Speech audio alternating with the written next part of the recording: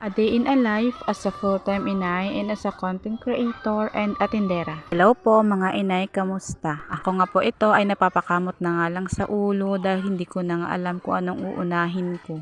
Pero anyway, welcome nga po pala dito sa aking 3 minutes mini vlog, A Day in My Life. Samahan niyo po ako mapagod dito sa buhay ko. Char. Today is Thursday, August 21 po. Wala pong pasok yung mga estudyante ngayon pero kailangan pa rin po natin gumising ng maaga dahil magbubukas po tayo ng tindahan. At ito na nga mga inay, mag-update na nga ako ng weather nga dito sa inyo. Hindi ko nga alam mga inay kung bakit nag-update ako ng weather. Hindi naman ako si Kuya Kim, char. So ayun na nga mga inay, yung weather nga dito sa amin ay maganda naman ang panahon. Kalmado naman yung dagat pero makulimlim pa rin siya mga inay at medyo maulan-ulan. Kahapon nga dito mga inay ng hapon ay biglang buhos nga ng ulan dito at sobrang lakas. Pero okay lang naman dahil safe naman po ang lahat. Maaga pa lang dito mga inay, alas 5 ng umaga, kaya dito muna nga ako sa loob ng tindahan nagkakape at nag-aayos ako nitong mga paninda ko na wala na nga doon sa mga lagayan. Maliban nga kasi mga inay sa may mga nakasabit, may mga nakalagay na nga kaagad ako dito sa aking mga lagayan para kung may bibili nga ay diretso na lang ako kuha. Hassle nga kasi mga inay yung magpipitas ka pa nga sa nakasabit ng mga paninda kung sakaling may bibili. Kapag ganito kasi mga inay mapapabilis kasi yung service nga dito sa tindahan. Service! And then the same time ay iwas punit nga mga inay sa mga paninda dahil hindi ka nga nagmamadali. So eto na nga mga inay, maaga nga kasi ako nag-open ng aking cellphone at nakita ko nga sa post na may binibentang galunggong. Ay syempre bibili tayo mga inay dahil wala tayong ulam. Pero din pala talaga napapala ang mga inay kapag nag-open ka ng cellphone mo na maagang maaga pa nga.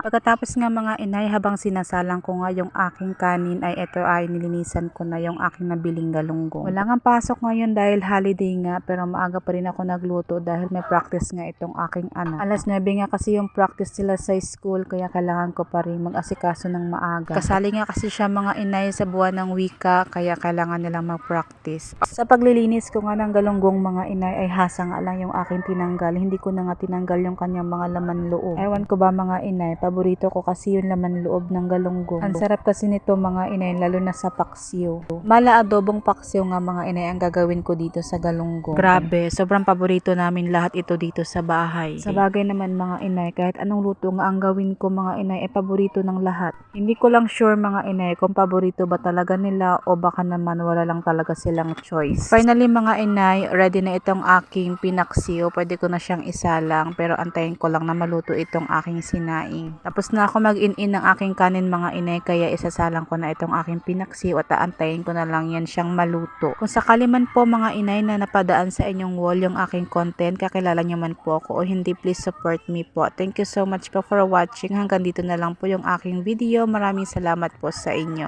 God bless po and good morning mga inay. Happy holiday. Bye!